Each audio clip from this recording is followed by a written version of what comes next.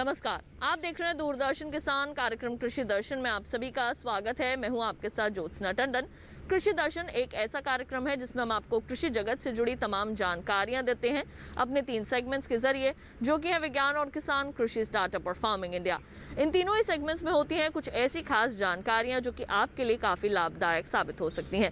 किसान भाइयों बहनों, अपने आज के कार्यक्रम के इस भाग में हम आपको जानकारी देंगे स्ट्रॉबेरी के उत्पादन और प्रसंस्करण के बारे में, मिलवाएंगे आपको सफल किसान से और अंत में बात होगी मृदा स्वास्थ्य कार्ड योजना की। तो इन तमाम जानकारियों के साथ आइए शुरू करते हैं हमारा आज का कृषि दर्शन कार्यक्रम। देखते हैं हमारा पहला सेगमेंट विज्ञान और किसान। परंपरागत फसलों की खेती के साथ साथ अब हमारे किसान भाइयों बहनों का रुझान फलों की खेती की ओर भी बढ़ता जा रहा है। आइए आज आपको जानकारी देते हैं स्ट्रॉबेरी के उत्पादन के बारे में। स्ट्रॉबेरी जो कि हमारे देश का फल नहीं है, विदेशी फल होने के बावजूद भी अब इसकी खेती आसानी से हमारे देश में भी की जा सकती है और बढ़ती मांग को देखते हुए किसानों का रुझान भी अब इसकी ओर होने लगा है। तो किस तरह आप कर सकते हैं स्ट्रॉबेरी की खेती और उसका प्रसंस्करण करके कैसे अपनी आमदनी को कर सकते हैं दोगुना, आइए तमाम बातें जाने कार्यक्रम के इस भाग में।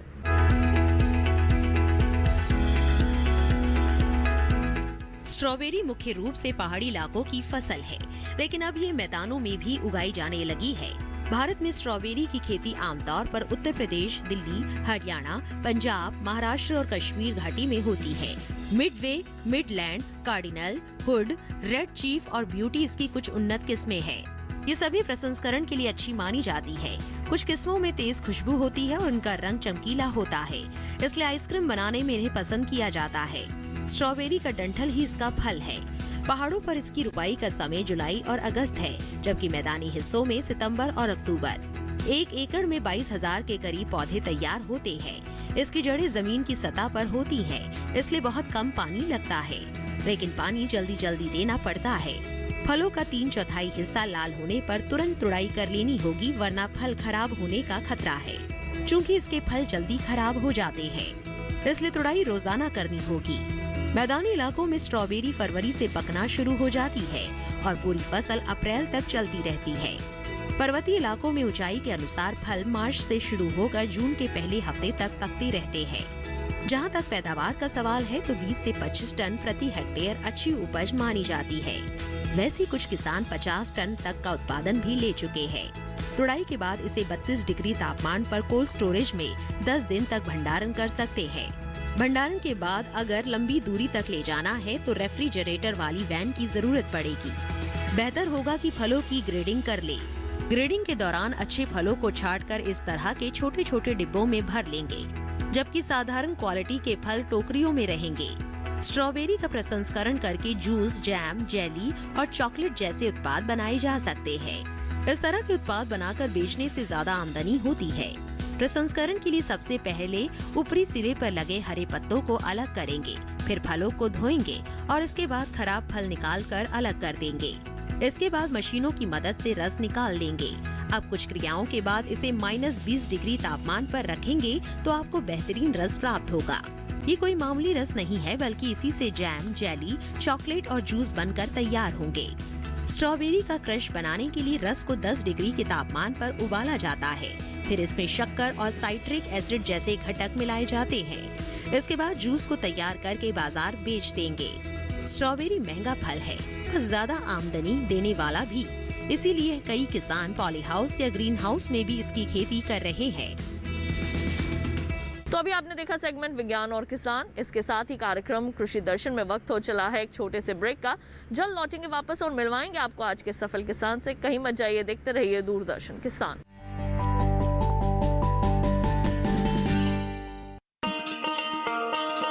किसान भाइयों गांठ बांध लो, गांठ बांध लो। बात बहुत है काम की, समृद्धि के पैगाम की। मिट्टी के मिजाज को समझो, मिट्टी के हर राज को समझो। मिट्टी की तुम जांच कराओ, मुफ्त सॉइल हेल्थ कार्ड ले जाओ। तो भी मुनासिब बीज लगाओ, सही किस्म की खाद ले आओ, जितनी जरूरी उतनी डालो, सही मात्रा खुद पहचानो, इसको अपना मंत्र बना लो, मिट्टी की सेहत को जानो। बात बहुत है काम की, कम लागत अधिक वरदान की, किसान भाइयों गांठ बांध लो। आज ही मिट्टी की जांच कराएं। राज्य सरकार के कृषि अधिकारी से संपर्क करें और मुफ्त में सॉइल हेल्थ कार्ड पाएं। कृषि और किसान कल्याण मंत्रालय द्वारा किसान हित में जारी। ब्रेक के बाद एक बार फिर आप सभी का स्वागत है कार्यक्रम कृषि दर्शन में। आइए कार्यक्रम में बढ़ते हैं आगे और अब देखते हैं सेगमेंट कृषि स्टार्टअप। किसान भाइयों बहनों, खेती में अगर आप आधुनिक तकनीकों का इस्तेमाल करते हैं तो श्रम तो कम होता ही है, लेकिन आप अपनी लागत में भी कमी लेकर आ सकते हैं। आइए आज आपकी मुलाकात करवाते हैं एक ऐसे ही सफल किसान से जो कि खेती में कर रहे हैं आधुनिक तकनीकों का प्रयोग और दूसरे किसानों को भी इसके लिए प्रोत्साहित कर रहे हैं। नरवीर सिंह बदरपुर सैद फरीदाबाद हरियाणा के रहने वाले एक सफल किसान है। इसी गांव में उन्होंने अपनी पढ़ाई की है। स्कूली तालीम के साथ साथ नरवीर सिंह को खेती के गुण विरासत में मिले थे। इन्होंने बचपन से ही अपने पिता और स्थानीय किसानों को काम करते देखा था, जिससे उन्हें खेती के बारे में अच्छी जानकारी हासिल हो गई थी। बड़े होने के बाद खेती को इन्होंने अपनी रोजी रोटी का जरिया बनाया। नरवीर सिंह जानते थे कि यहाँ का किसान पारंपरिक खेती में ही यकीन रखता है, लेकिन नरवीर सिंह को इस बात का भी एहसास था कि पारंपरिक ढंग से खेती करके रोजी रोटी तो चलाई जा सकती है, लेकिन जीवन में कुछ बड़ा हासिल नहीं किया जा सकता। वे कृषि में कुछ नया कर अपना नाम बनाना चाहते थे। नरवीर सिंह ने ऐसी खेती को अपनाया जिसमें वैज्ञानिक विधियों के साथ साथ पारंपरिक खेती का भी मिश्रण हो। इन्होंने खेती में उन्नत तकनीकों के बारे में जानना और सीखना शुरू किया और इस काम में नरवीर सिंह का मार्गदर्शन किया भारतीय कृषि अनुसंधान संस्थान ने। भारतीय कृषि अनुसंधान संस्थान के अनेक प्रशिक्षण कार्यक्रमों में हिस्सा लेने के बाद नरवीर सिंह के जहन में कुछ बातें एकदम साफ हो गयी। प्रशिक्षण के जरिए उन्हें खेती से जुड़ी नई तकनीकों के बारे में काफी महत्वपूर्ण जानकारियां भी मिली। नरवीर सिंह ने परंपराओं के इस लकीर को पार करते हुए नई तकनीक के इस्तेमाल से अपने खेतों में गेहूं और धान की पैदावार बढ़ाई और उनके इस फैसले की वजह से उनकी आय में अच्छा खासा इजाफा हुआ। नरवीर सिंह ने अच्छी गुणवत्ता वाले बीजों का व्यापार करने का फैसला किया। इसके पीछे यह अवधारणा थी कि किसानों को अच्छी गुणवत्ता वाली बीज उपलब्ध नहीं हो पाते थे और इसके पीछे दूसरा मकसद ये था कि इससे नरवीर सिंह की आय में भी इजाफा होता। लिहाजा नरवीर सिंह स्थानीय किसानों को तुलनात्मक रूप से सस्ते और अच्छी गुणवत्ता वाले बीज बेचने लगे। इससे उन्हें आर्थिक रूप से फायदा तो हुआ ही, साथ ही सभी किसानों से उनका संपर्क भी स्थापित हो गया। नरवीर सिंह जानते थे कि किसानों को बीज उत्पादन और कटाई उपरांत और प्रबंधन में अनेक कठिनाइयों को झेलना पड़ता है। लिहाजा उन्होंने भारतीय कृषि अनुसंधान संस्थान से अनेक प्रशिक्षण कार्यक्रम में हिस्सा लिया। साथ ही इन्होंने जैव कीटनाशक पर अपने हुनर को निखारने के लिए प्रशिक्षण लिया। किसानों से लगातार संपर्क उनके बहुत काम आया। वे बाजार में भी अपने बीजों को बेचने लगे और अन्य किसानों को भी गुणवत्ता परक बीजों का इस्तेमाल कर अपनी फसलों का पैदावार बढ़ाने के लिए नए नए तरीके समझाने लगे। नरवीर सिंह ने किसानों की सशक्तिकरण की दिशा में पहला कदम उस वक्त उठाया जब उन्होंने आधुनिक कृषि रीतियों को अपनाने के लिए एक संस्था का गठन किया। वे संस्था के संस्थापक सदस्य हैं। आज नरवीर सिंह द्वारा देसी तकनीकों को अपनाकर गुणवत्ता वाली धान की खेती की जा रही है। इसमें रसायनों का प्रयोग बहुत कम किया जाता है। वे अपनी संस्था द्वारा दूसरे किसानों को अच्छी गुणवत्ता वाली पैदावार की सलाह देते हैं। तो अभी आपने देखा सेगमेंट कृषि स्टार्टअप। कार्यक्रम कृषि दर्शन में वक्त हो चला है एक और छोटे से ब्रेक का। जल्द लौटेंगे वापस अपने अगले सेगमेंट फार्मिंग इंडिया के साथ। कहीं मत जाइए, देखते रहिए दूरदर्शन किसान।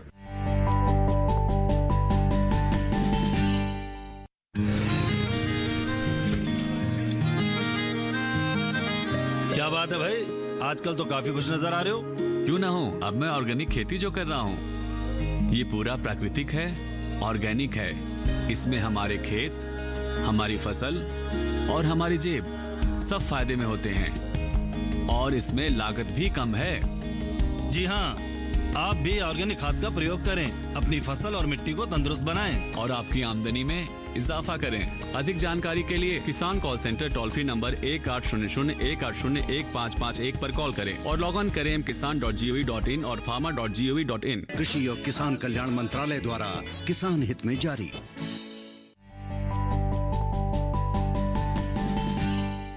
ब्रेक के बाद एक बार फिर आप सभी का स्वागत है कार्यक्रम कृषि दर्शन में। आइए कार्यक्रम में बढ़ते हैं आगे और अब देखते हैं सेगमेंट फार्मिंग इंडिया।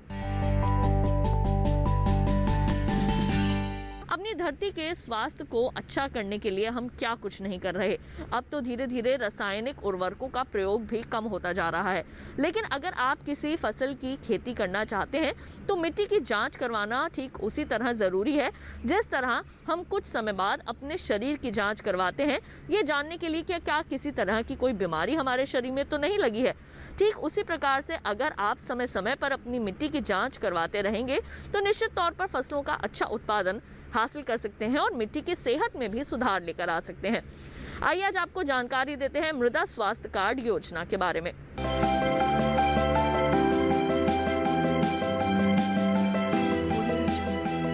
मिट्टी की कमजोर सेहत का असर फसलों की पैदावार और गुणवत्ता दोनों पर पड़ रहा है। साथ ही फसल लागत भी बढ़ती जा रही है। इसी समस्या के समाधान के लिए केंद्र सरकार ने 2015 में सॉइल हेल्थ कार्ड यानी मृदा स्वास्थ्य कार्ड योजना शुरू की थी।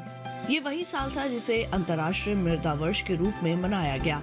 एक ऐसी योजना जो खेत की मिट्टी में कमजोरियों का भी पता लगाती है और बताती है कि मिट्टी में कौन से पोषक तत्व की कमी हो रही है। ज्यादा फसलें, उर्वरकों और कीटनाशकों का अंधाधुंध और असंतुलित इस्तेमाल मिट्टी की उपजाऊ शक्ति को लगातार कमजोर कर रहा है। जानकारी की कमी से किसान खेतों में रासायनिक उर्वरकों का इस्तेमाल कर रहे हैं, भले ही उस उर्वरक की जरूरत हो या न हो। किस खेत की मिट्टी को कौन सा तत्व चाहिए और कौन सा नहीं, ये सब जानने के लिए उसकी जांच जरूरी है। मृदा स्वास्थ्य कार्ड यही काम करता है। ये योजना पूरे देश में लागू है और मिट्टी की जांच के लिए देश भर में ही मिट्टी जांच की प्रयोगशालाएं स्थापित की गई हैं। जांच के बाद मिट्टी के गुण दोष की सूची तैयार होती है और फिर किसान को ये बताया जाता है कि उन्हें खेत में कौन सा पोषक तत्व कितनी मात्रा में डालना चाहिए। परीक्षण से ये भी पता चल जाता है कि किसान को कौन सी फसल बोनी चाहिए। अगर किसान कोई और फसल बोना चाहे तो अधिकारी फिर उस फसल के हिसाब से पोषण का सुझाव देंगे। ये योजना सभी 14 करोड़ किसानों के लिए बिल्कुल मुफ्त है। फरवरी तक के आंकड़े से पता चलता है कि 2019-20 के दौरान मध्य प्रदेश, छत्तीसगढ़, गुजरात, महाराष्ट्र, पंजाब, राजस्थान, हिमाचल प्रदेश और झारखंड के अलावा कई और राज्यों में 100 के 100% किसानों को ये योजना के तहत कवर कर लिया गया है। केरल में 90 से 95%, जबकि उत्तर प्रदेश और हरियाणा में 85 से 90% किसान इस योजना का हिस्सा हैं। अध्ययनों से पता चला है कि इस कार्ड की सलाह पर की गई खेत से लागत में 8 से 10% की बचत हुई है। इस कार्ड का एक पोर्टल बना हुआ है, किसान वहां से भी अपना कार्ड प्रिंट करवा सकते हैं। इस पोर्टल पर 21 भाषाओं में खेती के बारे में बहुत सी जानकारियां उपलब्ध हैं। किसानों के लाभ के लिए प्रशिक्षण, प्रदर्शनी और किसान मेलों का भी आयोजन किया जाता है। 2019-20 के दौरान आदर्श ग्राम विकास के नाम से एक परियोजना शुरू की गई है, जिसके तहत खेतों से मिट्टी के नमूने उठाए गए। परियोजना के तहत हर ब्लॉक से एक गांव लिया जाता है और वहां मिट्टी के नमूने जमा करके उनकी जांच होती है। इस तरह हर गांव में 1 हेक्टेयर रकबे की जमीन से नमूने लिए जाते हैं। तो अभी आपने देखा सेगमेंट फार्मिंग इंडिया। आइए कार्यक्रम कृषि दर्शन में बढ़ते हैं आगे। किसान भाइयों बहनों, हमारे देश में वेदों की काफी मान्यता है। अथर्ववेद में भी ये कहा गया है कि धरती हमारी माता है और हम उसके बच्चे हैं। जिस तरह से धरती हमारा पेट पालती है, ठीक उसी तरह से एक माँ भी अपने बच्चे को पालती पोसती है। लेकिन अब धरती की सेहत बिगड़ती जा रही है, धरती की उर्वरा शक्ति में भी कमी आती जा रही है। इसलिए प्राकृतिक खेती को एक बार फिर से हमारे किसान अपना रहे हैं। तो आइए प्राकृतिक खेती के बारे में तमाम विस्तार से जानकारियां लें।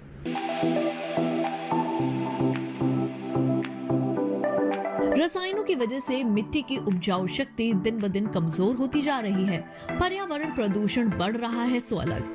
कृषि रसायनों के लिए दुनिया भर में चिंता जताई जा रही है और उपाय तलाशे जा रहे हैं। जैविक खेती इसी तलाश का नतीजा है, लेकिन समस्या ये है कि जैविक खेती भी पूरी तरह रसायन मुक्त नहीं है। अगर आपको एकदम शुद्ध फसलें उगानी है तो प्राकृतिक खेती अपनानी होगी। प्राकृतिक खेती देसी गाय पर आधारित कृषि पद्धति है जो मुख्य रूप से मिट्टी के स्वास्थ्य पर जोर देती है। मिट्टी जितनी स्वस्थ होगी, फसल भी उतनी ही बेहतर होगी। दरअसल मिट्टी में पौधों के विकास के लिए 16 तरह के पोषक तत्व होते हैं। देसी गाय के गोबर में सभी तत्व मौजूद हैं और कमाल की बात ये है कि अकेली गाय 30 एकड़ जमीन पर खेती के लिए काफी है। देसी गाय के गोबर और मूत्र की गंध केचुओं की संख्या बढ़ाने में भी मददगार है। हम सभी जानते हैं कि केचुए किसानों के मित्र माने जाते हैं। आपको बता दें कि प्राकृतिक खेती के लिए गहरी जुताई की जरूरत नहीं होती। इसमें सिंचाई पौधों से कुछ दूरी पर की जाती है, जिसमें सिर्फ 10% ही पानी लगता है। दूर से पानी देने के कारण जड़ों की लंबाई बढ़ती है, जिससे तनों की मोटाई और पौधों की लंबाई में भी इजाफा होता है। प्राकृतिक खेती में पौधों की दिशा उत्तर दक्षिण होती है। ऐसा करने से पौधों को सूरज की ऊर्जा और रोशनी ज्यादा समय तक मिल जाती है। इससे पौधे अपने शरीर का निर्माण कर लेते हैं, जिससे न सिर्फ कीट लगने की आशंका कम हो जाती है, बल्कि पौधों में पोषक तत्व भी संतुलित मात्रा में इकट्ठे हो जाते हैं। प्राकृतिक खेती में मुख्य फसल के साथ सहयोगी फसलों को भी उगा सकते हैं। इसी तरह की खेती में देसी बीजों की काफी अहम भूमिका होती है। देसी बीज पोषक तत्व कम लेते हैं और पैदावार ज्यादा देते हैं। दूसरी ओर जलवायु परिवर्तन का असर खेती पर भी पड़ रहा है। प्राकृतिक खेती से उपजी फसलें मौसम की विषमताओं को काफी हद तक सहन कर लेती हैं, जिससे किसान आर्थिक नुकसान से बच रहे हैं। खेती के लिए खाद और कीटनाशक की जरूरत होती है। प्राकृतिक खेती में ये दोनों चीजें प्राकृतिक तरीके से ही बनाई जाती हैं, वो भी घर पर मौजूद सामग्री से। इसमें 2 तरह की खाद होती है, जीवामृत और घन जीवामृत। खाद 2 तरह से बन सकती है। मिट्टी की भौतिक दशा को सुधार देगा। इस तरह कीटनाशक भी गोबर, गौमूत्र, पौधों के पत्ते, तंबाकू, लहसुन और लाल मिर्च से बनाए जाते हैं।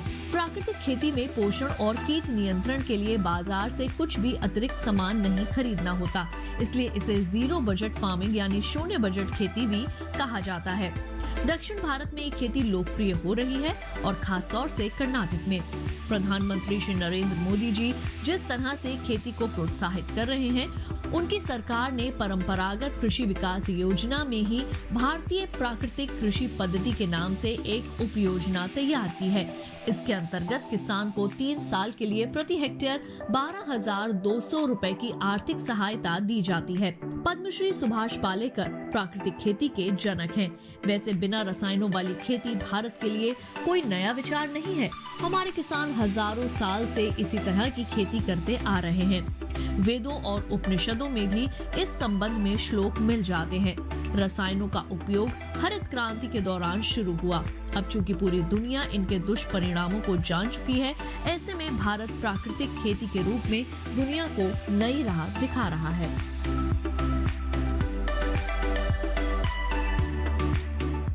आज से लगभग 50 साल पहले हम सब लोग प्राकृतिक खेती ही करते थे, जिसमें सबसे कम बाहर से संसाधनों का प्रयोग करते थे, बल्कि जो प्रकृति के साथ में तालमेल करते हुए हम जो फसल उगाते हैं उसी को प्राकृतिक खेती कहते हैं। इसमें बाहर से हस्तक्षेप कम से कम होता है, तो इसमें हमें उन्हीं चीज़ों का चुनाव करना पड़ता है जिनका प्रकृति के तालमेल हो।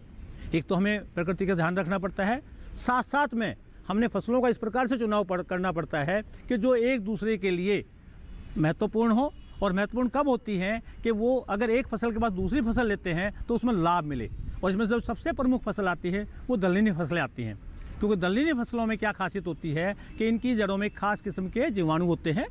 ये जीवाणु वातावरण से नाइट्रोजन को लेते हैं और पौधे को उपलब्ध करवाते हैं। और पौधे को उपलब्ध करवाने के साथ साथ में जब हम फसल को काट लेते हैं तो काफ़ी मात्रा में नाइट्रोजन हमारी ज़मीन के अंदर रह जाती है, जो कि अगली फसल के काम आ सकती है।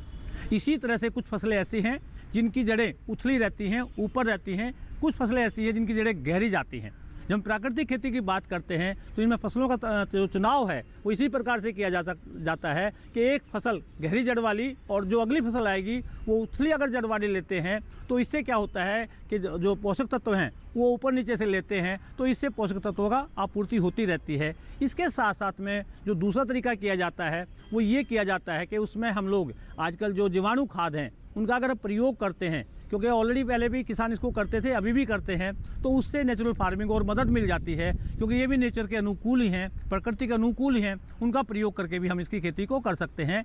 इसके साथ साथ जब नेचुरल फार्मिंग आती है तो उनमें फसलों का और किस्मों का चुनाव मौसम के और एरिया के अनुरूप किया जाता है, कि उन्हीं फसलों को चुना जाता है जिनके अंदर कम से कम बीमारी लगती हो, कम से कम कीट लगते हों, जो कम पानी में आ सकें, और उसी चुनाव के आधार पर जब हम करते हैं। और इस प्रकार की फसलों में जो सबसे प्रमुख स्थान है वो है मोटे अनाज वाली फसलें, चाहे वो बाजरा हो, चाहे वो मक्का हो, चाहे वो ज्वार हो, चाहे वो रागी हो, चाहे इसी किस्म की जो फसलें हैं, ये कम पानी लेती हैं लेकिन पैदावार अच्छी देती हैं। दूसरी फसलें आती हैं दलहनी फसलें, जो कम पानी के साथ साथ में, कम संसाधनों के साथ साथ में अच्छी पैदावार दे सकती हैं। और तीसरा नंबर आता है तिलहनी फसलों का।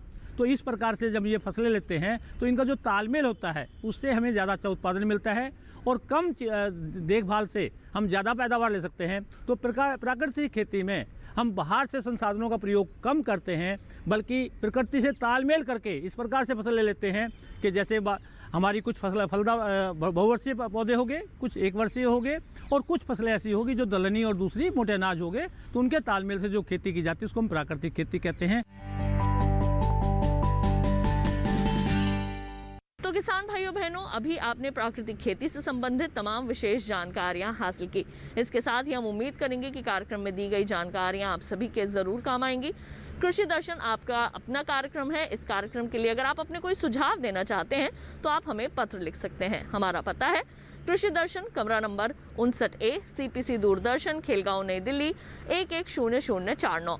अगर आप हमें ईमेल करना चाहते हैं तो हमारा ईमेल आईडी है krishidarshandk@gmail.com। अगर आप हमारे इस कार्यक्रम को दोबारा देखना चाहते हैं तो टीवी स्क्रीन पर दिखाए जा रहे QR कोड को स्कैन कीजिए, या फिर दूरदर्शन किसान के YouTube चैनल पर भी जाकर आप आसानी से कृषि दर्शन कार्यक्रम को देख सकते हैं। तो आज के लिए केवल इतना ही। मुझे दीजिए इजाजत। आप सभी देखते रहिए दूरदर्शन किसान। रखिए अपना ख्याल। नमस्कार।